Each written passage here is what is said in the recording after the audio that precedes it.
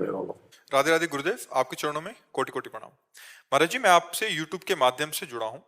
महाराज जी, यहाँ बैठने के योग्य तो नहीं हूँ कि गुरु जी, मैंने अनजाने में बहुत जीव हत्या व्यभिचार किए हैं, पर गुरु जी जब से आपसे जुड़ा हूँ 16 महीने से वो सब कुछ छूट गया और मैं भ्रूण हत्या भी करने जा रहा था, पर आपके एक वीडियो ने वो करने से भी रोका। आपकी कृपा से लड़की ने जन्म दिया और शास्त्र के अनुसार उसका भी नाम मैंने राधा ही रख दिया।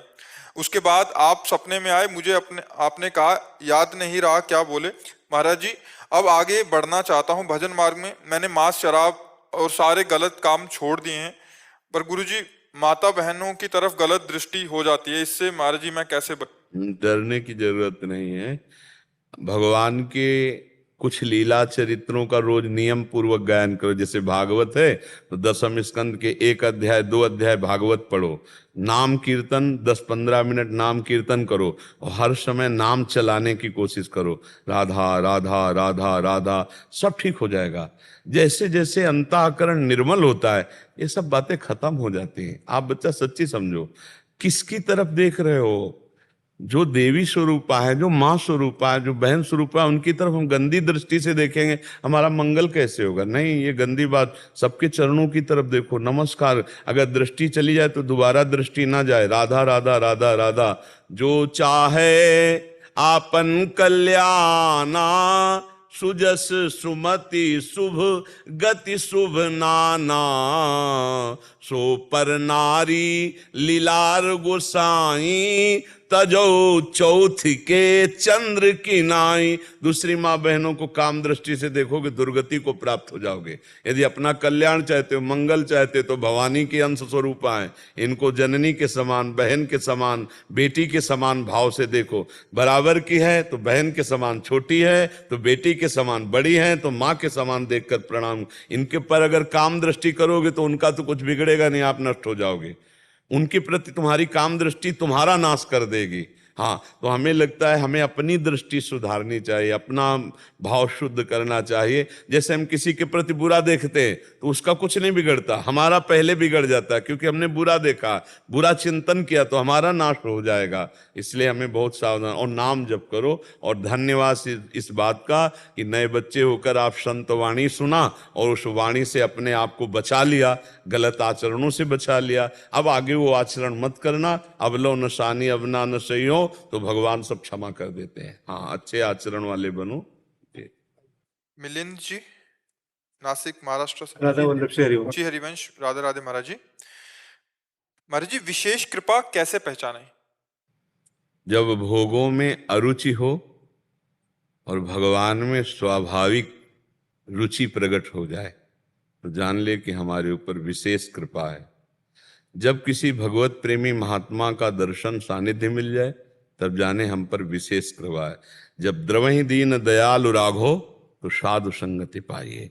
जब भगवान की विशेष कृपा होती है तब संतों का संग मिलता है, और संतों की जब विशेष कृपा होती है तो विषयों के प्रति वैराग्य और भगवान के प्रति अनुराग ये जागृत होता है। तब जानना चाहिए कि हमारे ऊपर विशेष कृपा है। जैसे हनुमान जी का जब दर्शन पाया विभीषण जी ने, तब कहा कि तुम हरिदासन महा कोई, मोरे हृदय प्रीति अति होई, कि तुम राम दीन अनुरागी, आयहु मोहि करन बड़ भागी।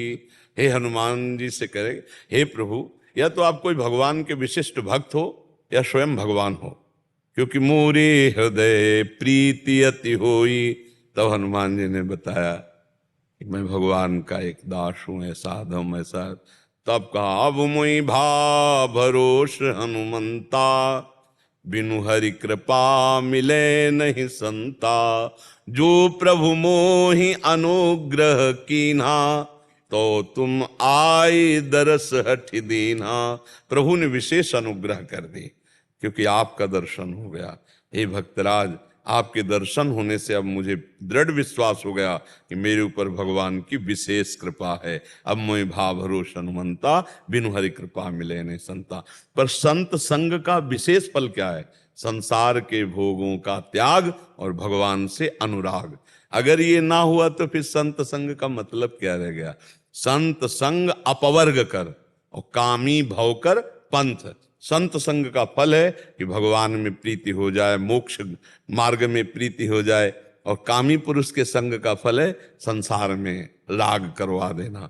तो विशेष कृपा दो में, पहला भगवान के सिवा और कुछ अच्छा ना लगे, ऐसा हमें संग मिल जाए, ऐसा हमें भजन मिल जाए, ऐसे भगवत प्रेमी महात्मा के वचन सुनने को मिल जाए जिससे हमारा संसार राग खत्म हो जाए। और दूसरा, हमारे चित्त की सहज अवस्था भगवदाकार हो। जाहि न चाही कबहु कछु, तुम सन सहज स्नेह। ये जो सहज स्नेह, चित्त की निरंतर भगवदाकार स्थिति, ये विशेष कृपा है। भगवत प्रेमी महात्माओं को मिल जाना, संसार से राग हट जाना, भगवान की तरफ चित्त, पर चित्त की वृत्ति का निरंतर तैल धारावत भगवान में समर्पित हो जाना, ये सबसे बड़ी कृपा हो गई। अब ये अंत कृपा का है, मतलब अब इसी से महान प्रेम सुख प्राप्त होगा, इससे बढ़कर कोई कृपा नहीं, अखंड स्मृति से बढ़कर कोई कृपा नहीं। जिसको अखंड भगवत स्मृति प्राप्त हो गई, देखो गीता सुनने के बाद अर्जुन जी को क्या मिला? स्मृति। नष्टो मोहा स्मृति लब्धा। स्मृति, भगवत स्मृति जागृत हो जाए, संसार का विस्मरण, भगवान का स्मरण, ये सबसे बड़ी कृपा है। जब भी मेरे मन विचार में थोड़ा परिवर्तन आया, मैं उपहास का कारक बना अपने मित्रों में, अपने परिवारजनों में। मेरे अपने बच्चे भी ये मजाक करने लगे कि कहीं अभी आज का एकांतिक पड़ेगा, पीछे वाले बैच में यही चर्चा हुई जो आप प्रश्न कर रहे हो ना, कि ये भाई, इस संसार में यदि तुम भगवत मार्ग में चलना चाहते हो तो तुम्हारी मजाक होगी, तुम्हारा उपहास होगा, तुम्हारी निंदा होगी। जैसे आप अब शुरू किए ना सतमार्ग, तो आपको दिखाई देने लगा कि परिवार के रिश्तेदार, यहां तक कि आपके बेटे भी उपहास कर रहे। अब आपका सोचो कैसा हृदय लगेगा। पर नहीं, आपको समझना मेरी भक्ति रंग ला रही। अगर भक्ति में विरोध शुरू हो जाए तो समझो भक्ति रंग ला रही। तो आपकी भक्ति रंग ला रही, आपको मुस्कुराना है, उदास नहीं होना है। हाँ, अगर आप ऐसे फिर गिर जाओगे, फिर तो गिर जाओगे बहुत बहुत। इसलिए हिम्मती बनो, हिम्मती बनो, बहुत हिम्मत की जरूरत है इसमें। निराश, आपकी तो भक्ति रंग ला रही, तो आपको तो अच्छा अनुभव होना चाहिए, प्रसन्न होना चाहिए। आप निगेटिव क्यों सोच रहे हैं कि मेरा उपहास हो रहा है? अरे भाई नहीं नहीं नहीं, ये उपहास हो रहा है, आपकी भक्ति रंग ला रही है। देखो, गलत आचरण करो, आप देखो कोई आपको नहीं रोकेगा, कोई आपका उपहास नहीं करेगा। लेकिन माला कंठी धारण करके भजन शुरू करो, भगवत आराधना करो, तो आपके ही लोग आपका उपहास करने, बड़ा भगत बनता है, ऐसा है वैसा है, क्या क्या नहीं बोलने लगेंगे। इसलिए किसी के बोलने से मत रुको। भगवान का सत्य मार्ग है, सच्चिदानंद मार्ग है, बिल्कुल हारने की जरूरत नहीं। अगर हमको ऐसे ऐसी बातें कही गई तो अंदर से आता है टूटो नहीं, टूटो नहीं। एक शराबी का उपदेश हमें जीवन भर याद रहा है। वो यही कहता था, तिल तिल काटी गई मूर्ति कभी टूटी नहीं, तू बाबा जी बना कभी टूटना नहीं। हम उस समय बच्चे थे, वो जीवन भर रखा। मेरी पुत्री है, वो यहाँ से कहीं पढ़ने के लिए गया, उसे कुछ एक ऐसी दीक्षा उसको पकड़ा दीजिए जिससे वो आगे की तरफ। देखो, हम आपकी पुत्री की नहीं, सबकी पुत्र पुत्रियों के लिए प्रार्थना है कि ये जो आज गर्लफ्रेंड बॉयफ्रेंड रूपी जहर फैला हुआ है, इससे बचा जाए। पहली बात तो अपने चरित्र को पावन रखा जाए। अगर चरित्र पावन नहीं है तो आपकी उन्नति की लालसाएं बाधा में पड़ जाएंगी। आजकल कोई सही मित्र मिलना बड़े सौभाग्य की बात है, नहीं तो केवल अपनी वासनाओं की पूर्ति के लिए दोस्त बन जाने वाले सैकड़ों तैयार हैं। तो हम अपने फ्रेंड का चयन बहुत सोच समझ करके करें। जो हमारे से सुख भोगने की लालसा रखता है वो फ्रेंड नहीं हो सकता। फ्रेंड वही होता है जो अपने को बलिदान करके सामने वाले को सुखी करना चाहे, जो अपने को मिटा करके दूसरे को सजाना चाहे, उसे दोस्त कहते हैं। लेकिन आज के दोस्त दूसरे सामने वाले को मिटा के अपने को सुखी करना चाहते हैं। तो हमारे भाई बहनों से प्रार्थना है, पूरे भारत के, पूरे विश्व के, कि हमारी जो परंपरा रही है ये चरित्र पावन की रही है, चरित्र ना दूषित होने पावे। और दूसरी बात, कोई व्यसन हमारे जीवन में ना होने पावे, चाहे वो पुत्र हो चाहे पुत्री। ये बात बिल्कुल समझ लो, हर व्यसन हमारे जीवन को नाश की तरफ ले जाएगा। जो भी जैसे आजकल स्कूलों में बच्चे ड्रग्स लेने लगे, धुआं फूंकने लगे, बीड़ी सिगरेट ले, कोई व्यसन ना करे, कोई चरित्रहीनता के आचरण न करे और भगवान का नाम स्मरण करता रहे, तो भगवान इस संसार से विजय निश्चित दिला देंगे और जो हमारी कामनाएं हैं उनकी पूर्ति हो जाएगी। जब हमारी बुद्धि शुद्ध रहेगी तो हमारा स्मरण पवित्र रहेगा, स्मरण पवित्र रहेगा तो जो हम पढ़ेंगे हमें याद हो जाएगा, हम कभी फेल ही नहीं होंगे। जब हमारा चरित्रहीनता होती, नाना प्रकार के विषय घुस जाते हैं, तो हमारी स्मरण शक्ति नष्ट हो जाती। कामा संजायते क्रोधा, क्रोधा स्मृति विभ्रमा, स्मृति भ्रंशात बुद्धिनाशो, बुद्धिनाश के मित्र उद्धव जी, भगवान के मंत्री उद्धव जी, बृहस्पति शिष्य उद्धव जी, लेकिन भगवान के प्रेम को नहीं जानते थे। जब प्रेमी गोपिकाओं की चरण धूल माथे पे लगी और वृंदावन आके उनके आंसुओं को देखा, तब उनको अपना ज्ञान सब फीका लगा और कहा वृंदावन की कोई लता गुल्म औषधि बन जाऊं जिनसे इन ब्रज गोपियों की चरण धूल माथे पे लगे। और मति मायाम, माया से कौन तर सकता है, कौन तर सकता है?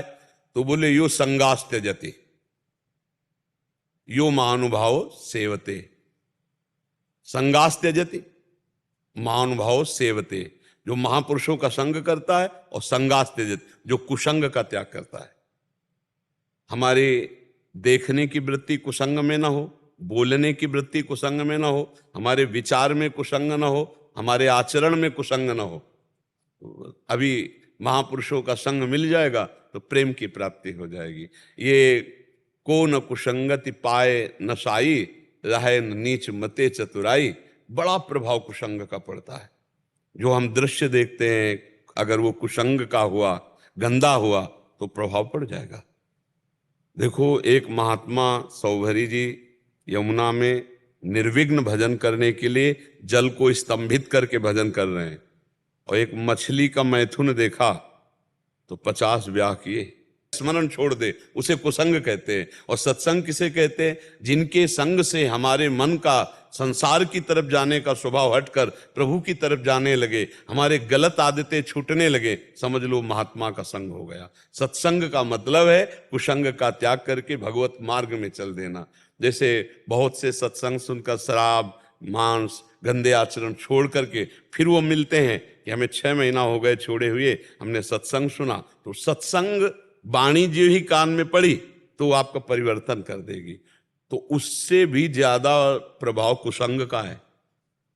6 महीना सत्संग और 6 घंटा कुसंग, क्योंकि सत्संग हम जन्म जन्मांतर से करते नहीं आ रहे, कुसंग करते आ रहे हैं। तो कुसंग का अभ्यास बहुत जल्दी प्रभाव पड़ जाता है।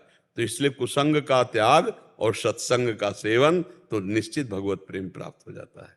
अनुज शर्मा जी दिल्ली से।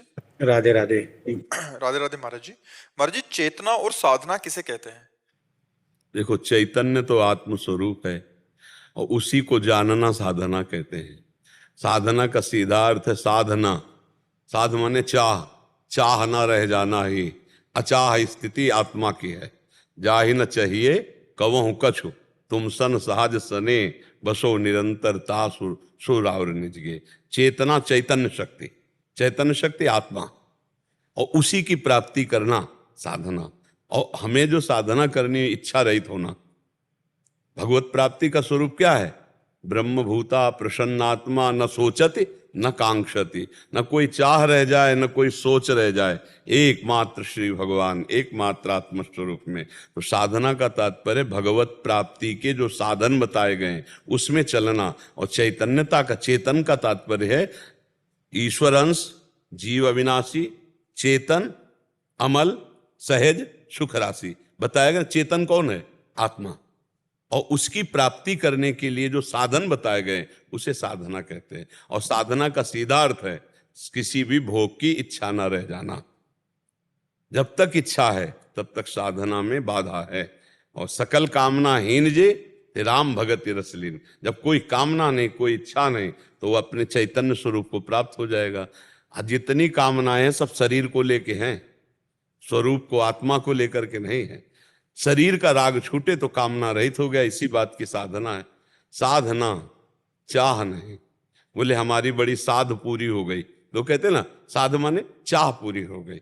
और साधना चाह ना, चाह ना रह जाए और साधना माने चाहना, चाहना प्रभु की प्राप्ति।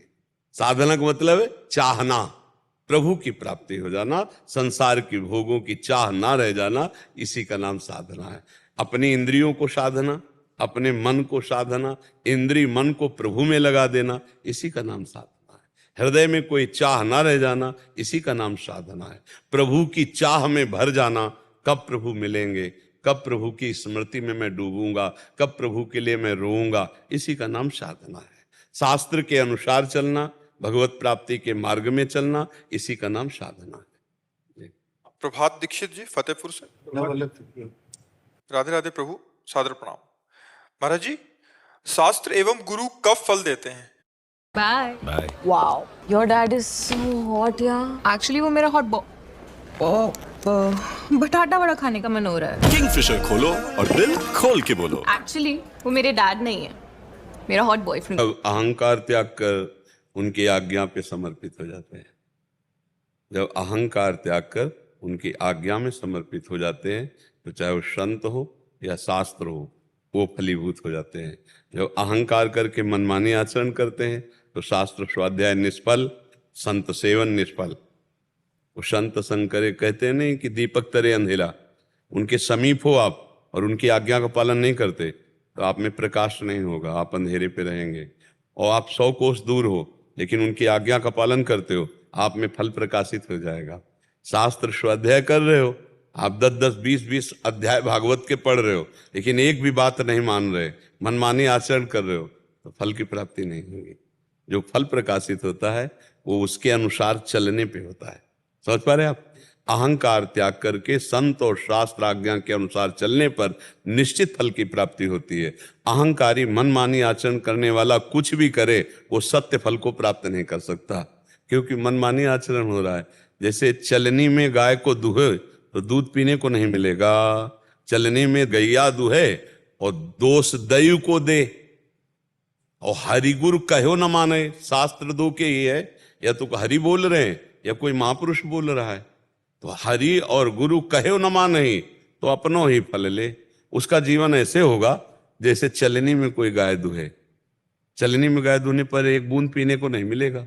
तो ऐसे ही शास्त्र स्वाध्याय कर रहा है, संत संग कर रहा है, पर मनमानी आचरण कर रहा है अहंकार के कारण, तो उसको फल की अनुभूति नहीं होगी। जैसे अभी कुछ समय पहले ही एक आए बताया कि 40 साल से हम गीता अध्ययन कर रहे हैं, गीता का प्रचार प्रसार भी कर रहे हैं, लेकिन जब से हम सत्संग सुना आपका, तो मुझे अनुभव हुआ कि मुझे कुछ नहीं मिला। तो कम से कम भगवान की इतनी कृपा है कि सत्य बात तो समझ में आ रही उनकी कि मुझे कुछ अनुभव, तो ऐसा क्यों, अनुभव में क्यों नहीं आया? उनका प्रश्न यही था कि अनुभव में क्यों? तो अनुभव में इसीलिए है कि आप शास्त्र तो बोल रहे हैं, दूसरे को सुना रहे हैं, लेकिन कोई न कोई छेद है इनसे कहा। अगर हम उनकी आज्ञा के अनुसार गीता की नहीं चलते, भागवत के अनुसार नहीं चलते, संत महापुरुषों के अनुसार नहीं चलते, तो हम फल को नहीं प्राप्त कर पाएंगे। जैसे बिहारी जी जाना इधर और आप दौड़ लगा दो छठी करा की तरफ, और आप दूसरे से कहो कि मैं बिहारी जी को प्राप्त करके ही रहूंगा, देखते हम खूब दौड़ लगाएंगे, तो जितना दौड़ लगाओगे आप दूरी बनाते चले जाओगे अहंकार के कारण। और अगर मान जाते तो अगर आराम आराम से लेट के चलो इधर, तो एक कदम भी चलोगे या एक बार लेट जाओगे तो बिहारी जी की नजदीकी बढ़ती चली जाएगी। तो शास्त्र और सदगुरु की आज्ञा का पालन भगवान की नजदीकी है, और उनकी आज्ञा के विरुद्ध दौड़ लगा रहे हो, बहुत मेहनत कर रहे हो, पर विपरीत दिशा में जा रहे हो, इसलिए फल की अनुभूति नहीं होगी। महाराज जी, आत्म अवलोकन के मानक क्या है? आत्म अवलोकन के मानक क्या है? उसके हाँ, मापदंड। बिल्कुल, बहुत सुंदर बात है। हम आत्म तत्व को, अपने स्वरूप को, बोध को प्राप्त हो रहे हैं, भगवान को प्राप्त हो रहे हैं, इसके लक्षण क्या हैं? तो बोले निर्माण पहला लक्षण है। उसका मान भाव नष्ट हो जाएगा, उसमें मान प्रियता नहीं रहेगी।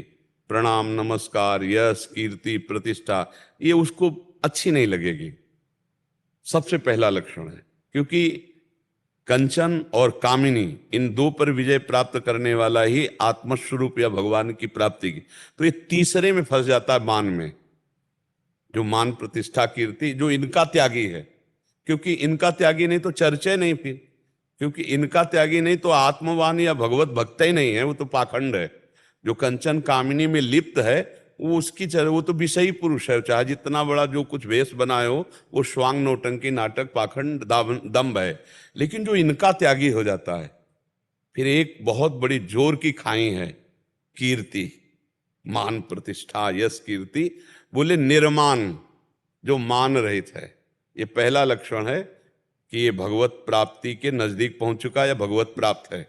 ये आत्मस्वरूप का बोध प्राप्त करने के योग्य हो गया या आत्मस्वरूप का बोध प्राप्त है। पहला है निर्माण, मान रहित हो जाना, क्योंकि देहाभिमान का नाश हो चुका है।